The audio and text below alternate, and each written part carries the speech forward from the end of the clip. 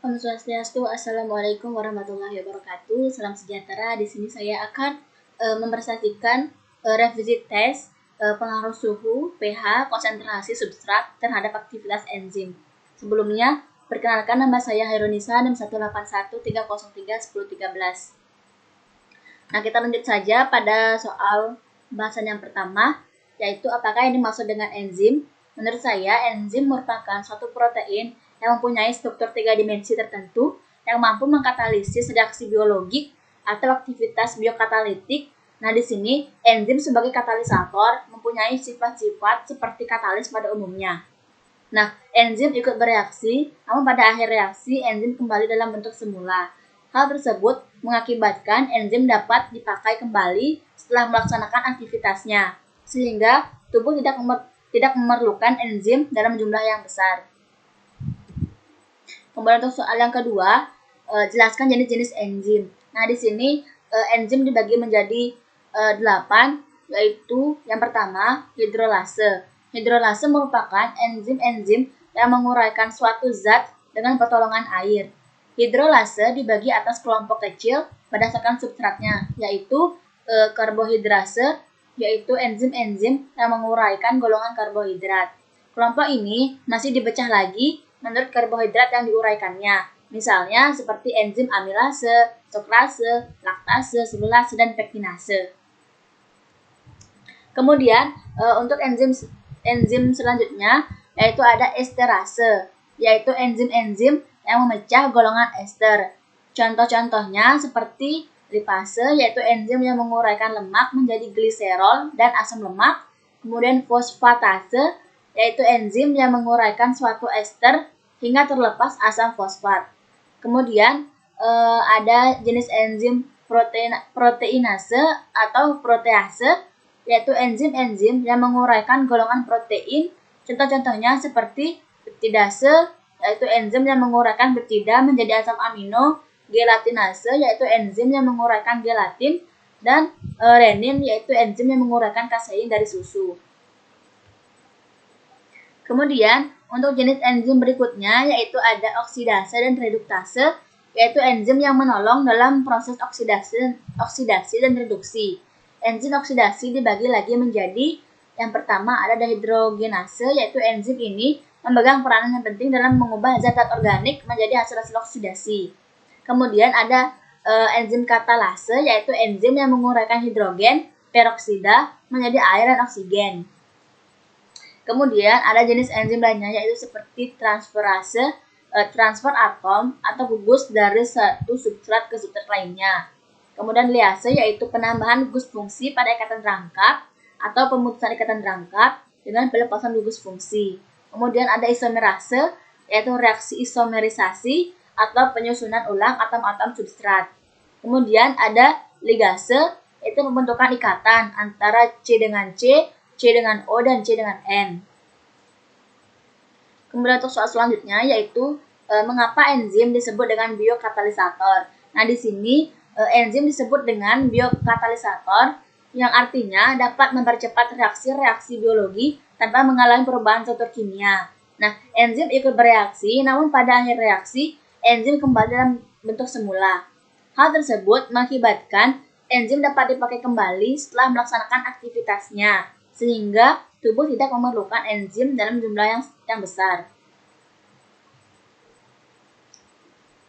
Kemudian untuk soal selanjutnya, jelaskan dan beri contoh tentang mekanisme kerja enzim.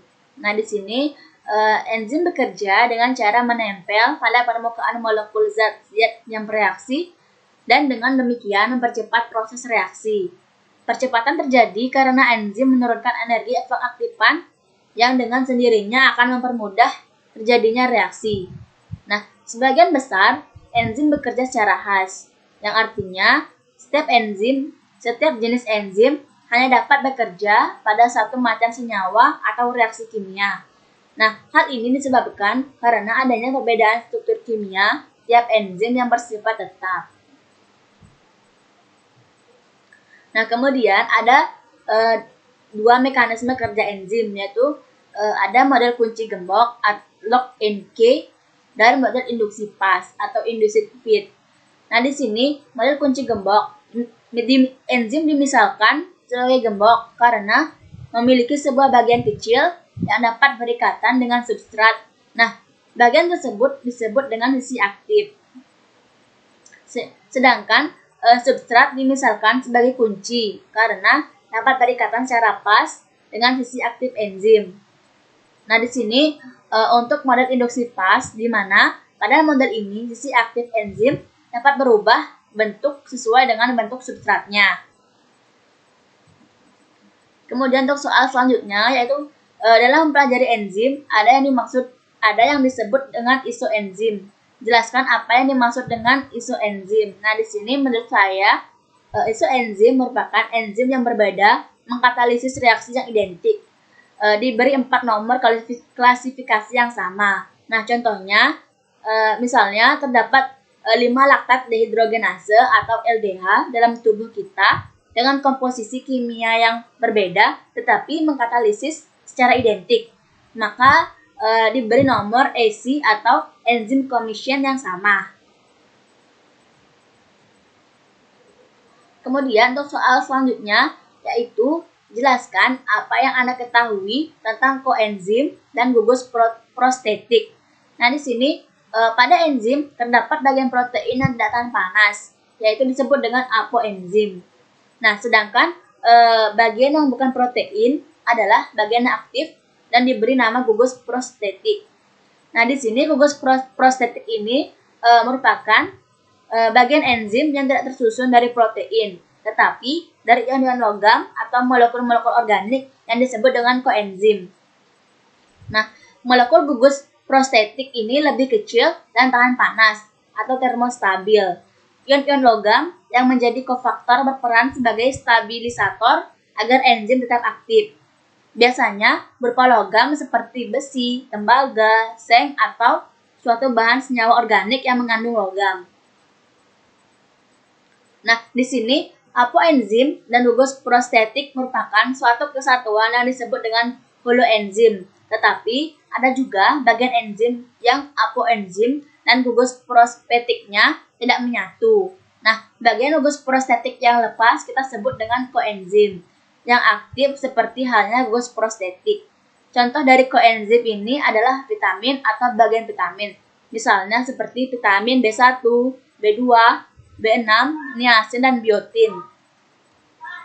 Kemudian, enzim merupakan suatu protein. Gambarkan model struktur enzim. Nah, di sini model struktur enzim itu terbagi menjadi 2, yaitu model kunci gembok dan model induksi pas.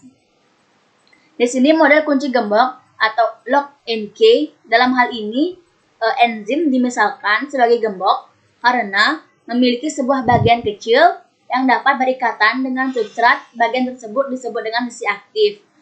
Kemudian substrat dimisalkan sebagai kunci karena dapat berikatan secara pas dengan sisi aktif enzim.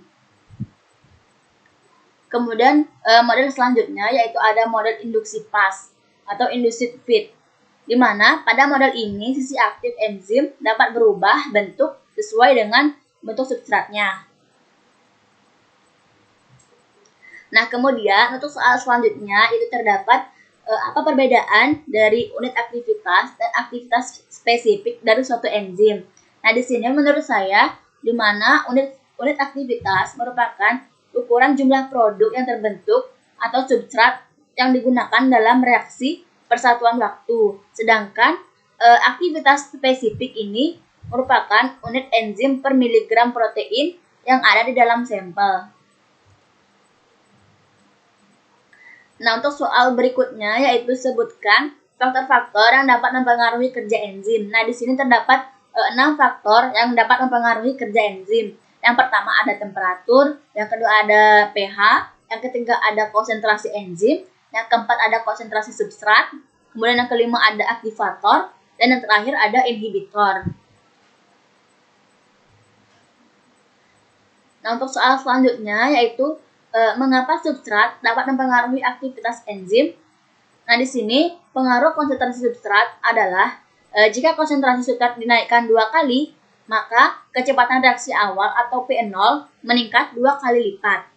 Pada konsentrasi tinggi, peningkatan konsentrasi substrat akan menyebabkan perubahan pH sangat kecil, dan pada konsentrasi substrat yang tinggi, peningkatan konsentrasi substrat tidak akan mempengaruhi harga pH 0. Harga pH 0 sama dengan konstan. Nah, di sini keadaan ini disebabkan karena enzim telah dijenuhkan oleh substrat.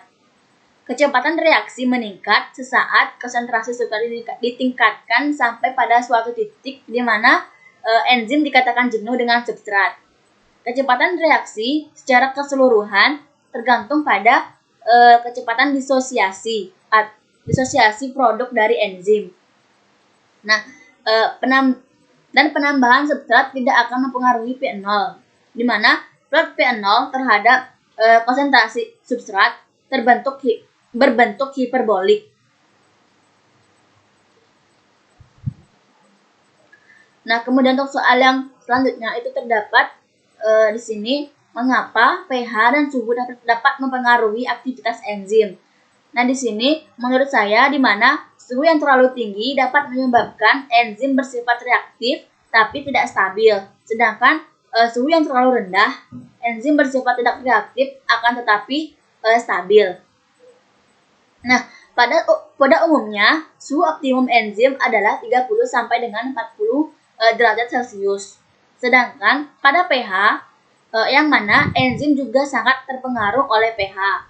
Perubahan pH dapat mempengaruhi perubahan asam amino kunci pada sisi aktif enzim, sehingga menghalangi sisi aktif yang berkombinasi dengan substratnya.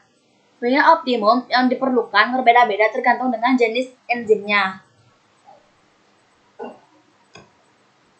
Kemudian untuk soal berikutnya, mengapa konsentrasi enzim dapat mempengaruhi aktivitasnya. Nah, di sini menurut saya pada keadaan enzim terlalu jenuh oleh molekul-molekul substratnya, yaitu semua molekul enzim mengikat substrat, peningkatan kecepatan reaksi awal secara linier. Ini akan menghasilkan kurva garis lurus jika pH 0 diplot terhadap konsentrasi enzim. Kemudian jelaskan prinsip kerja percobaan pengaruh suhu, pH, substrat terhadap aktivitas enzim. Nah, di sini menurut saya enzim diuji pada pH tinggi atau optimum pada suhu antara 25 derajat Celcius sampai dengan suhu 38 derajat Celcius. Dan pada konsentrasi substrat mendekati jenuh. Pada keadaan ini, laju reaksi awal biasanya sebanding dengan konsentrasi enzim. Dengan mengetahui konsentrasi enzim yang digunakan dalam reaksi, maka akan terlihat pengaruhnya terhadap aktivitas enzim. Esai enzim secara konvensional dilakukan dengan pengukuran kecepatan terbentuknya produk atau kecepatan hilangnya substrat. Jika substrat atau produk menyerap sinar pada panjang gelombang yang spesifik, perubahan konsentrasi substrat atau produk dapat diukur melalui perubahan absorbansi pada panjang gelombang tertentu. Nah, kemudian pada soal selanjutnya yaitu dalam percobaan menggunakan metode Anson, yakni ke dalam 2 mili filtrat yang dihasilkan ditambahkan 4 mili NaOH 0,5 molar, kemudian ditambahkan 1 mili reagen Volin Ciokalteu, lalu diaduk. Nah, didiamkan selama 10 menit, kemudian diukur absorbansinya dengan spektronik 20 pada panjang gelombang 650 nanometer. Pertanyaannya yaitu A, apa tujuan metode Anson tersebut, dan B, apa fungsi reagen Volin Ciokalteu, dan yang C, pada panjang gelombang 650 nanometer sebutkan kompleksnya apa yang terbentuk. Nah, di sini menurut saya tujuan dari metode Anson ini adalah agar diketahui jumlah substrat yang dikatalisis oleh enzim. Kemudian fungsi dari reagen Volin Ciokalteu yaitu untuk pemberian warna serta mempermudah pembacaan absorbansi pada spektrofotometer. Sedangkan yang C yaitu pada panjang gelombang 650 nanometer sebutkan kompleks yang terbentuk. Nah, di sini kompleks yang terbentuk yaitu kompleks asam amino dan reagen Volin Ciokalteu.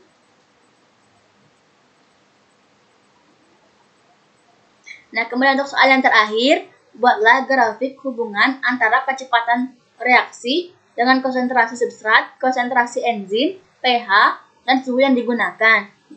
Pada slide diberikan 4 gambar, di mana gambar yang pertama yaitu hubungan antara kurva hubungan antara kecepatan reaksi dengan konsentrasi substrat. Kemudian gambar yang kedua yaitu ada hubungan kecepatan reaksi dengan konsentrasi enzim. Kemudian untuk kurva yang ketiga di sini kurva hubungan antara aktivitas enzim dengan pH. Kemudian gambar yang terakhir di sini ada hubungan kecepatan reaksi dengan suhu.